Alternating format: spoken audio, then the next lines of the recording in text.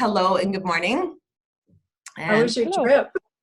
It was amazing. So I did put together a video for you just to kind of, it's probably about 4 minutes, and it shows a bit about the trip. And every day we would have somebody read something from a shelter. So it reminded us of what we were doing every day. And when we were tired and didn't want to keep moving, we'd read these and it would inspire us. So I wanted to show you a bit about the trip. And I'll put it up on video for you to watch. Let me know if there's any problems watching it. And then I'll just talk with you a bit further and present you the checks, and we can be on our way because I know you two are very busy. That's wonderful. Yeah, if both of you could just, Kathy, if you could introduce yourself and your position and what you're doing, and yourself as well afterwards, Katie. So Kathy first, just introduce yourself, please. I'm Kathy Barton, and I'm the finance manager for Faye Peterson House. Thank you, Kathy. And Katie, your position, please. I am Katie Bordwin. I am the program manager at Beendigan.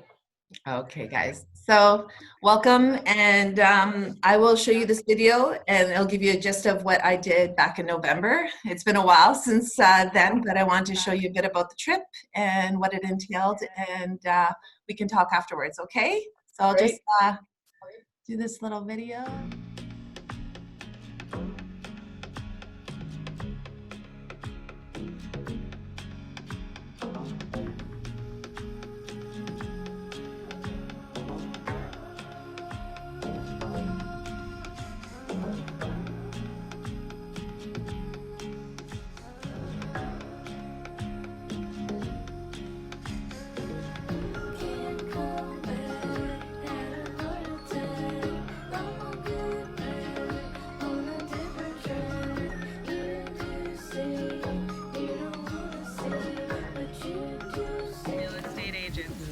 I imagine that this morning when you woke up, you had that nervous feeling in your gut. Finally, today, you start walking through the Sahara Desert. I am sure you are already missing your loved ones and the creature comforts of home that you have selflessly left behind, so that you can make a difference to women and children fleeing abuse. We too have navigated an unforgiving environment, and without the dedication and support of you, we would not have found a safe place to heal.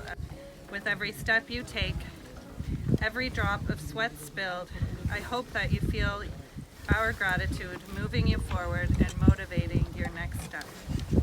Each night when you are resting your weary bodies after walking 20 kilometers in the desert, sleep sound in the knowledge that your remarkable contribution is literally saving lives. May you be blessed on this life-saving and incredible journey, and always. Regards.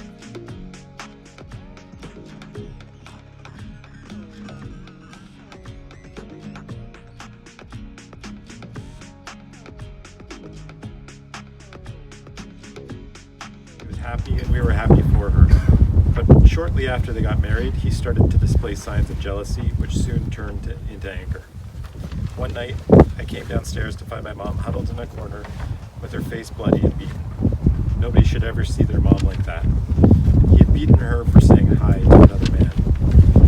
Abusive men always try to manipulate women into coming back with promises of change and improvement, which my mom believed for a while.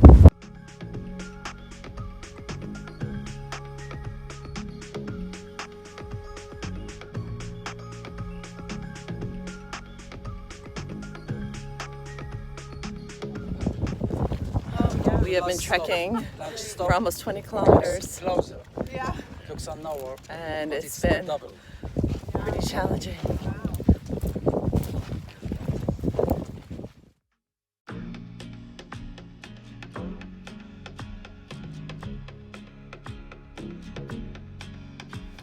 The night that I left, my pastor's wife took me in and helped me find a shelter that had space for us.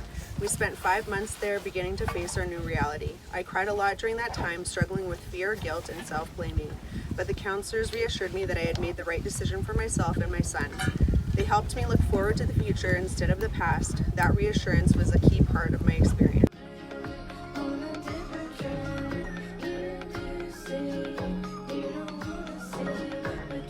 You Here I am on this last day of our trek, and I just wanted to thank my supporters for Beendigan and Faye Peterson House.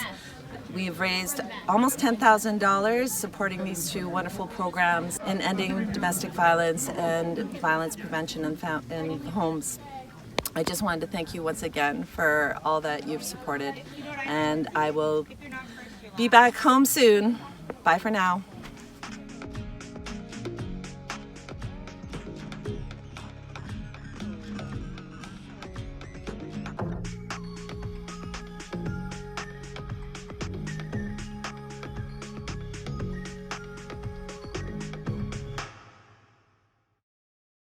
Dominoes. I'm back. Oh my gosh, that was moving. It was quite the experience. The way I did the video was to showcase, really what the meaning behind it. Of course, it was a wonderful adventure, something I will never forget. But truly, I have much more of a passion. So many things I learned. I'm sorry, I'm crying because it's very emotional. And what you two and what you guys do in the community for the families is incredible. So these are the checks. They're split into two. So I raised almost $10,000. There were some major sponsors. I did some events like paint nights to raise some money. It's split into two. It's $38.76 for both of you for the shelters. So here they are. Hopefully next time I will double or triple that because, I'm just learning how to raise all these funds now, and there will be one probably next year. So 2021. Hopefully there's another trek that I can raise some money for. So yeah, and I just wanted to know a little bit more about what's going on with you two, and maybe one at a time. Have you noticed, I've gone on some Shelter Foundation meetings and noticed that they were saying there was definitely a higher prevalence of domestic violence going on, or violence in the families, because people are at home more with their spouses. Or have you found any changes here in Thunder Bay? Or I can start if you want. Okay. So what we've found, we are utilizing motels right now. We have an isolation wing at our shelter. So when someone is coming in, they're required to stay in that isolation wing for 14 days. And we also have other people in the motels. We're finding right now that the volume of calls is actually lower than what we were expecting. And what we're thinking is that these women are home with their partners, and their partners are not allowing them access to the phones. Some of the calls that we did receive, women are talking about their abusers kind of using power and control tactics and gaslighting and more emotional manipulation than ever before. They're withholding health cards, they're withholding soaps and personal protective equipment, they're withholding their children from them, and they're telling them, they're either not letting them access media to find out really what's happening with COVID-19, or they're telling them false information to kind of heighten their fear and isolate them even more. So it's a challenge. A lot of the clients that we do work with are really quite transient, and knew that our counseling unit that was located in Victoriaville Mall was always a safe place for them to physically check in. So we're having a hard time kind of reaching out to some of our clients that don't have a safe place to isolate and don't have a phone or the internet. Yeah, from the meeting that I was in, it's kind of across the board that there's actually been less calls, but the extent of the violence in the homes is actually higher. And yes, the manipulation tactics are definitely at an all-time high. Have you been finding similar circumstances, Kathy? Yes, we're doing the same thing. We have the women that need it are in motels. So, the service is still available. We're there 24/7 for them. We will still do something to keep them safe. But again, as Katie said, the calls definitely are down. And unfortunately, because the women aren't able to get that moment when their partners are out, going out to work, to coffee, whatever, that they don't have that one moment to make that phone call. It's like a pandemic meeting an epidemic right now.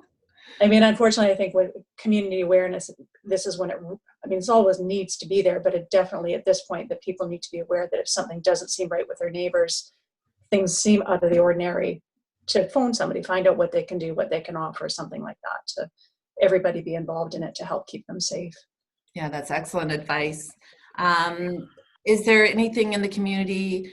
Yeah, I'm giving you a check for $3,800, but are there ways other ways that people can help or donate? Are there gift certificates? I know that what can we do as a community to help your shelters out? So the one thing that we're seeing is getting food to the women that do need it. So even though the women we're offering outreach services to them, so we have our staff calling women that it's safe to do so, or they can call in, but we are finding that they're having issues getting food to them, getting out to the stores if they have kids. So sending along food hampers, so whether gift cards or online gift cards or something that we can get to the women to somehow get the groceries to them that they need. Okay, and there's one other question that a lot of people have asked, and I know it's a pretty big one, but if you could give an idea to people watching what your shelters provide for these families, women and children, etc. Because there's a lot of people that just don't even know what happens or what you do. Well, I can start. So we have typically we have a 24-bed facility, emergency shelter where we can house women for 8 to 12 weeks.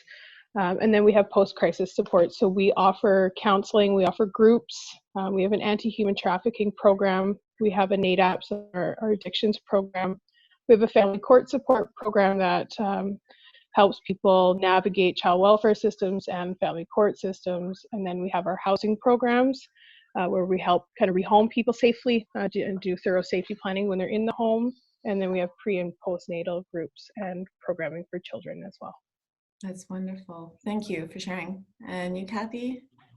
We along the same, we have the same mandate as what Beendigan does. So with our outreach services, whether the woman needs to come in or just wants to work on her own at home, we have the transitional housing and support person. So it's not always they don't want to come in the shelter or don't need to, but they still need support in moving forward and stopping the abuse with whether an ex-partner or somebody they're involved with at that point. So there's always somebody there for them. Thank you. Well, thank you, you two. I'm not going to keep you because I know you have very important roles and you're doing so much for the community and for women, children, and families. And I will continue to try and raise money through Royal LePage Shelter Foundation, and hopefully we can double or triple this amount next time, and I will mail these checks off, and hopefully it'll be put to some good use, feed a couple of families in the meantime. So well, thank you for all your work. Yeah, thank you, Christine. It's support like this that keeps us going, and especially in these hard times, knowing that there are people raising the conversation about domestic violence, especially during a pandemic. So the work that you do we really appreciate everything that you've put into this and all that trekking that you did. Oh, it's my pleasure. And we will be talking soon, I'm sure. And I can't wait to give you another check someday soon. Awesome. Take Thank care. you so much. All right. Bye, guys. Thanks again. Bye. Thank you.